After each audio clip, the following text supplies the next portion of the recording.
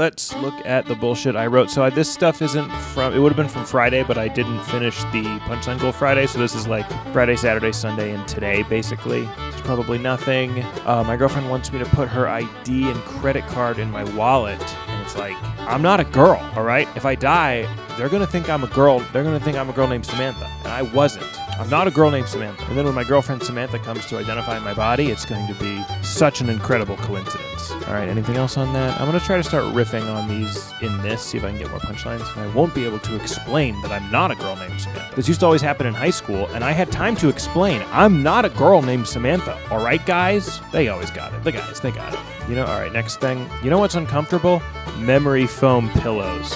What are they remembering anyway? The war? All right, I have something from the podcast. I think I might try to make it into stand-up. It's just, I think I want to phrase it as pitching a movie. So it's going to be a movie about soldiers, and they're like in the trenches, and they're surrounded, and they're going to die. And one guy offers to make the ultimate sacrifice, but he doesn't know what the term ultimate sacrifice means. So then he starts trying to eat the other guy's ass. And he's like, what are you doing? Why are you trying to eat my ass right now? And he's like, what do you mean? I'm making the ultimate sacrifice. And he goes, no, the ultimate sacrifice is to die. And he's like, well, that's a sacrifice, but that's not the ultimate sacrifice. I mean, that's nowhere near as bad as eating your Vietnam ass right now. And then the other guy goes, you're right. And then he eats his ass. And then several months later, the guy whose ass was eaten goes to the ass eater's wife, knocks on the door, and she goes, oh no, I knew this day would come. And he goes, yes, your husband made the ultimate sacrifice. And she goes, oh, he's dead? And then he pops out and he goes, no, but I'm leaving you. Okay, next. All right, I'm still working on this stupid spanking thing. And people in the comments expressly didn't like it. That's fair. So I'm looking for that like an analogy to get into it. And before I was like, you know, when you eat something, it's like, are you supposed to be eating this? But everyone's doing it, so you do it. I didn't have an example, and I thought of veal. That's like exactly. So like, maybe I can start with kids. I go, the way I think about kids is like, so I was at a restaurant and they had veal on the menu. I was like, is it okay that I'm eating veal? I don't know. Everyone's doing it. I'm gonna try it. I want to be the type of person who tries it. That's how I feel about spanking my kids. I'm going to spank my kids once. That's the other. So I'm debating between the veal thing and this lead-in, which is just that, which I would basically just go, if I am a parent, I'm going to spank my kids once. Not because I believe in it as a discipline. I just want to try it. That might be a better intro. Which is a better intro, the veal thing or just that? Next thing. I have this story that I don't want to do right all of it, but the point is just some random guy comes up to us on the street and starts talking to us in New York, and whenever that happens, I instantly assume they want money or it's some kind of scam. No matter what, they come up, hey, can you take our picture? And I'm like, I know how this goes. I take your picture, and then you're so handsome that I just have to have a copy for myself, and then bam, that'll be $40, Nick.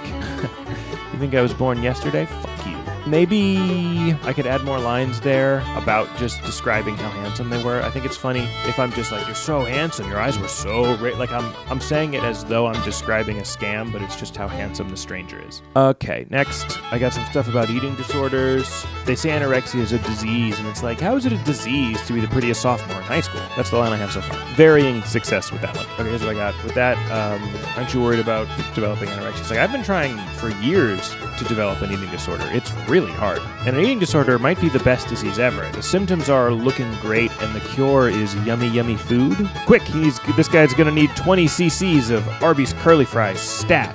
As a suppository? Yeah, that doesn't really sound right here. I'm hopefully 20cc stat gets a little bit of a laugh, and then in the kind of crest of a wave of that laugh, I can go as a suppository and then pick it up again. I don't know. Could you imagine, though? A suppository? The horsey sauce? They should call it Mr. Hand sauce is more like it. Yeah, I suck at comedy. I've had this idea for a while, but I don't know if I can make it work. About child labor, that if you don't support child labor, then don't the kids just have to find new jobs? Like, they needed the money, that's why they had the job. Now they're just out of work child laborers. But they're not child laborers. And child labor, I think, seems fucked up because people imagine that the managers are adults exploiting the children. But what if the executives were also children? That's a Disney Channel original. It's the sweet life of the cobalt mines. Kid has an accident on the job, he's limping around. The boss is like, ow, I'm hurt too. Now you can't tell on me because we're both hurt. Remember doing that when you were a kid? Next little, this is a dumb little line I had but kind of forgot about. That grandmas are like farts. I like mine, but yours smells weird. Oh, here's one I wrote that's terrible. People are such hypocrites. Like, everybody loves the smell of their own farts, but nobody eats their poop. Wake up.